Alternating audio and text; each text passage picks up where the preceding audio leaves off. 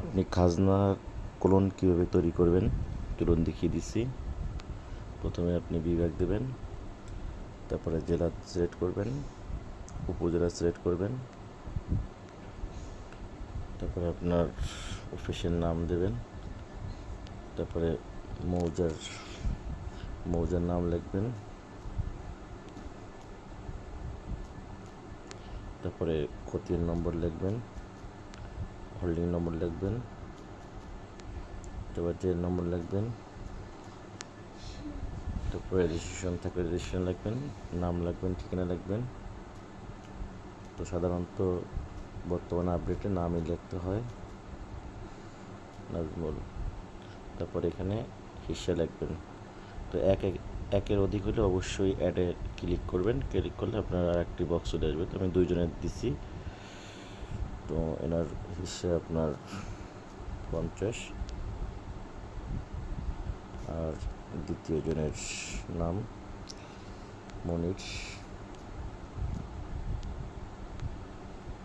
এর হিসে আপনার 50।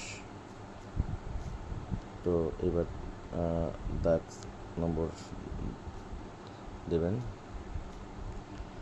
তারপরে এটার কৃষি বা সিমি লিখবেন, জমির পরিমাণ লিখবেন 13%। যদি এক বা একাধিক হয় অবশ্যই অ্যাড প্লট নামে অপশনটি সিলেক্ট করে আপনি এটি আরেকটি দাগ অ্যাড করতে পারেন। তো আমি আরেকটি দাগ অ্যাড করে দেখাবো। তো এখানে দাগ নম্বর লিখব, সিমি লিখব, বাড়ি।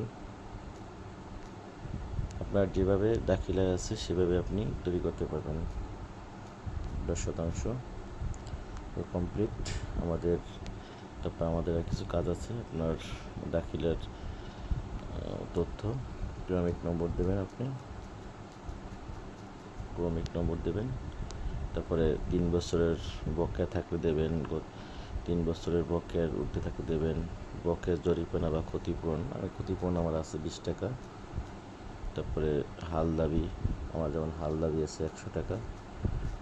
তারপরে মোট দাবি 20 টাকা আর 100 টাকা, 120 টাকা। তারপরে মোট আদায় 120 টাকা এবং মোট বকেয়া। যাক, আমার আর কিছু পূরণ করার প্রয়োজন না। আপনার যেভাবে থাকে এভাবে পূরণ করবেন। বাস, আপনি একটু নিচে গেলে অবশ্যই লাইভ প্রিভিউ দেখতে পারবেন যে সব কিছু ঠিক আছে নাকি না, মালিকের নাম ঠিক আছে কি না। এই ডাটা সেভ অ্যান্ড প্রিভিউ 20 টাকাতে ক্লিক করবেন। এখানে ক্লিক করলে আপনার এটা ডাউনলোড হয়ে যাবে। দাখিলাতে দেখেন কিউআর কোড সহ, একেবারে অরিজিনাল কিউআর কোড সহ আপনার এটা তৈরি হয়ে গেল মাত্র 20 টাকায়। ধন্যবাদ সবাইকে।